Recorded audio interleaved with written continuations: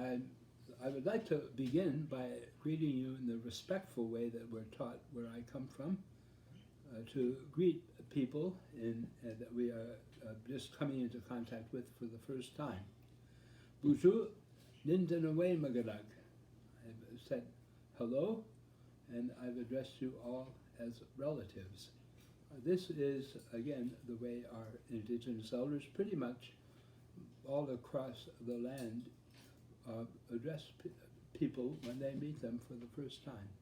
It is an important aspect of what you might call the indigenous philosophy and way of life.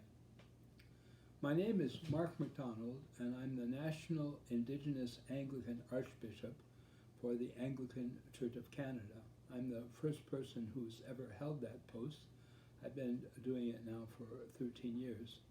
It's been a great privilege.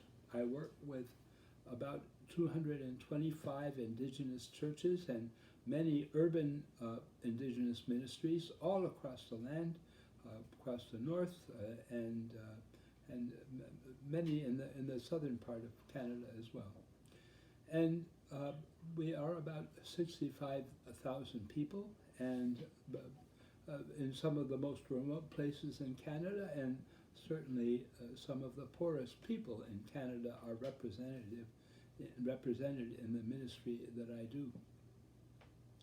My kids tell me that when their friends ask them what their dad does, they often say, "Oh," and then they said after a while they say, "Oh," and then I asked them, "What does that mean?"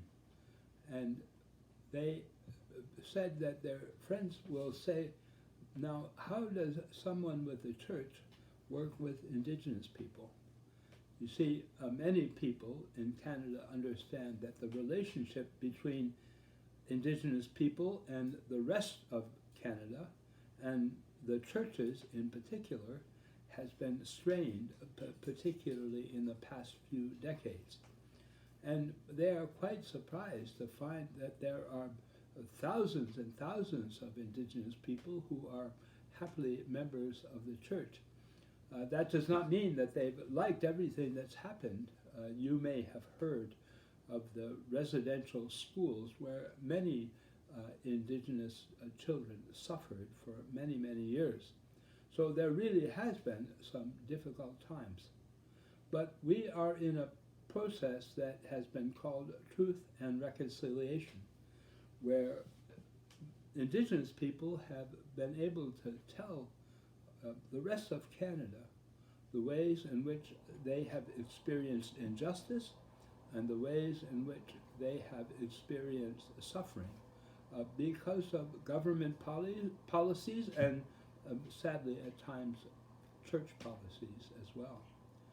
So people all know that I have a difficult job, but it isn't difficult really for the reasons that people think. The most difficult thing is to deal with the lack of hope that people have.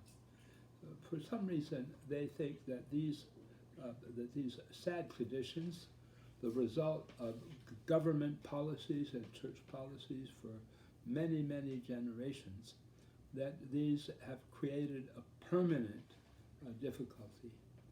And what I am seeing now, despite the fact that many of those troubles remain, I'm seeing hope.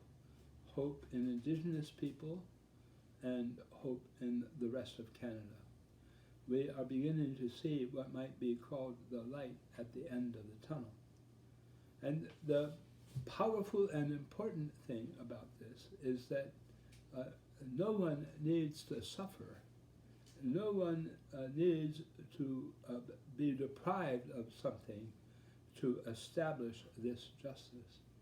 What Indigenous people are asking for, as the original people of this land, they are asking for a reasonable portion of the wealth and goodness that this land has given to so many people who've come from so many places around the world. This is a just demand, and indeed what was promised to them in the beginning in the treaties. And the church stood with indigenous people in the treaties. Later, it was only able to follow up on that in a mixed way. Today, the church, like the government, is being called to live for justice, for equality under the law, for providing hope and security for indigenous people. A lot of people don't understand that indigenous children have been underfunded by somewhere between 25 and 50% of what every other Canadian student receives. In the same way, health funding and other things have been underfunded. Indigenous people have not had access to the kind of job opportunities and wealth and incentives that many other people have. The ongoing results of these bad policies and the harsher treatment of indigenous people over time has been that they have developed a difficulty of coming out of poverty.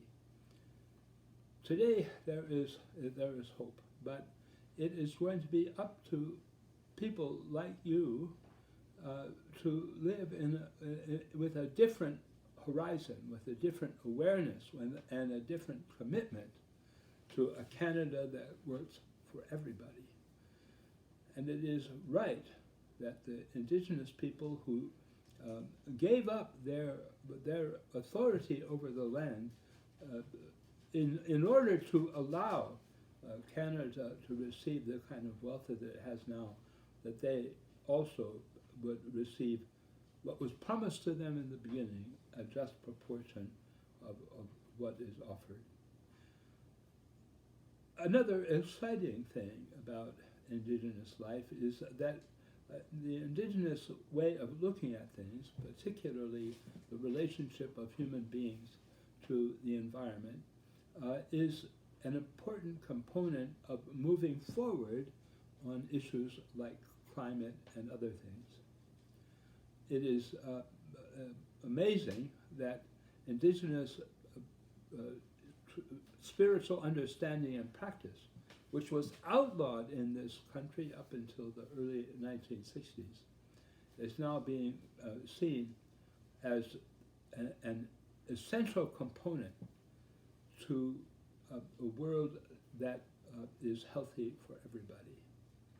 It's very clear that Canada's future is wound up in how Indigenous people are treated, and it's going to be up to you to be the kind of people that allows that to happen.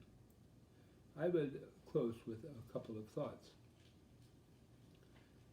We believe that God is present in creation.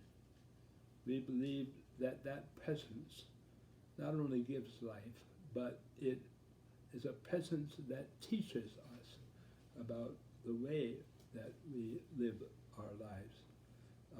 As a Christian person, I believe that life and that learning became a human being that we know as Jesus Christ, who lived and died and rose again for us.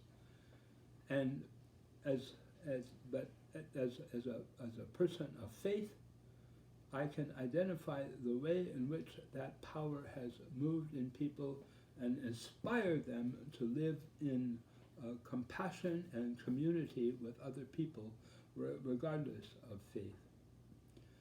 We can see a